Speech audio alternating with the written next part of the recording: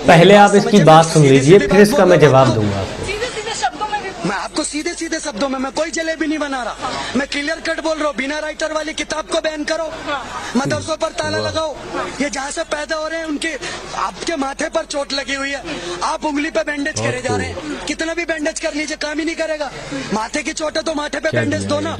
नासूर है इस देश के अंदर मदरसे।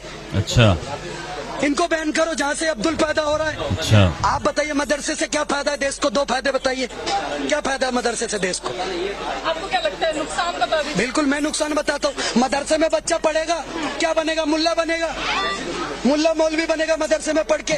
इस देश को क्या मुल्ला मौलवी की जरूरत है? क्या मदरसों में सिखाते हैं? बिल्कुल। क्या क्या दिखाते हैं और क्या सिखाते हैं? मदरसे के अंदर पढ़ के क्या बनेगा? मुल्ला बनेगा, मौलवी बनेगा, क्या काम आएगा देश के? ये कहते हैं ना हमारा भी देश है, तो स्कूलों में पढ़ो, साइंटिस्ट, डॉक्टर, इंजीनियर बनो। इस फालतू इंसान की बात सुनकर मुझे एक शेर याद आता है जो अल्लामा डॉक्टर इकबाल ने लिखा है।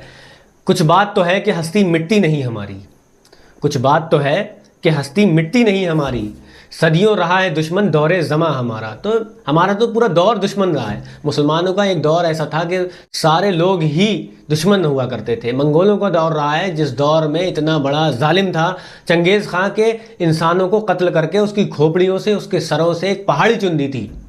वो इतने बड़े जालिम को हम फतह करके इस दौर में जी रहे हैं। तो तुम क्या चीज़ हो? तुम किस खेत की मूली हो जो हम पर उंगली उठा रहे हो कि बैन कर देना चाहिए? तुम बात करते हो कुरान की, मुसलमानों की, मदरसों की। तुम कुरान ने इस देश को संस्कृति दी है, भाषा दी है। कुरान ने इस देश को तहजीब दिया है, एक भाईचारा दिया है, एक रहने की बात सिखाई है। कुरान ने इस देश में दान पुण्य सिखाया है, खैरात ज़कात का आदेश दिया है, तभी इस देश में सोशल वर्किंग चल रही है, दान पुण्य चल रहा है, आश्रम चल रहे हैं। वो कुरान की ही देन है। मुसलमानों ने इस देश को भाषा दी है। हिंदी और उर्दू का जो मिश्रण है वो मुसलमानों की ज़ात है। मुसलमानों ने इस देश को वास्तुकला दी है जिसमें कुतुब मीनार, ताजमहल, लाल किले, वो सब मुसलमानों की देन है। आप कहाँ जाओगे बच के मुसलमानों से? कुरान ने इस देश में मुसलमानों को हुक्म दिया है तालीम हासिल करने का। प्रेरित हुए मुसलमान कुरान शरीफ से इल्म हासिल करने के लिए, तभी इस देश में वैज्ञानिक मुसलमान पैदा हुए। इस देश में ही नहीं, पूरी दुनिया में मुसलमान वैज्ञानिक हुए। एक फरनास नाम का एक वैज्ञानिक था जिसने उड़ना सिखाया इस देश में पूरी दुनिया को। चिकित्सा में, गणित में, हर क्षेत्र में मुसलमानों ने वैज्ञानिक दिए हैं। इस देश में मुसलमानों ने आज़ादी की मुहिम चलाई है। स्वतंत्रता सेनानी मुसलमान रहे हैं। इंडिया गेट पर देख लीजिए, आपको 80% से ज़्यादा मुसलमानों के नाम मिलेंगे, जाकर देखें आप जाकर, जिसमें अब्दुल कलाम आज़ाद, खान अब्दुल गफ्फार खां, बेगम हज़रत महल और अब हकीम अब्दुल मजीद, हकीम अजमल, पता नहीं कितने नाम, जाकिर हुसैन, ऐसे कितने नाम हैं जो मुझे याद नहीं है, मालूम भी नहीं है। उन लोगों ने अहम भूमिका निभाकर इस देश को आज़ादी दिलाई। तभी हम गर्व से कहते हैं देश हमारा, हमने इसकी आज़ादी में लड़ाई लड़ी है। रही बात मदरसों से निकलने के लिए, तो मदरसों से इस देश में मदरसों ने बहुत सारे बच्चे दिए, हर फील्ड में बच्चा दिया है मदरसों ने।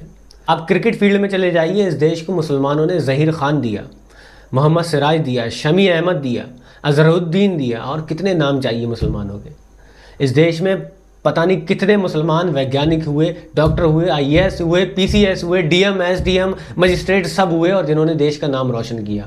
चंद दिन पीछे चले जाइए, अभी आपने सुना होगा ऑपरेशन सिंदूर का जिक्र हुआ करता था। हर आदमी ऑपरेशन सिंदूर रटे जा रहा था। उसमें भी एक मुसलमान लड़की लड़ने गई थी जिसका नाम जनरल सोफिया कुरैशी थी। उसने पूरे देश को गर्व महसूस करवाया। वो भी मुसलमान हुआ करती थी और मदरसे से निकल कर गई है। तो मदरसा सिखाता है तालीम, मदरसा सिखाता है इल्म कैसे हासिल किया जाता है, मदरसा सिखाता है देश से मोहब्बत करना, मदरसा तरबियत सिखाता है। तुम्हारी तरह भौंकना नहीं सिखाता, चीखना चिल्लाना नहीं सिखाता है।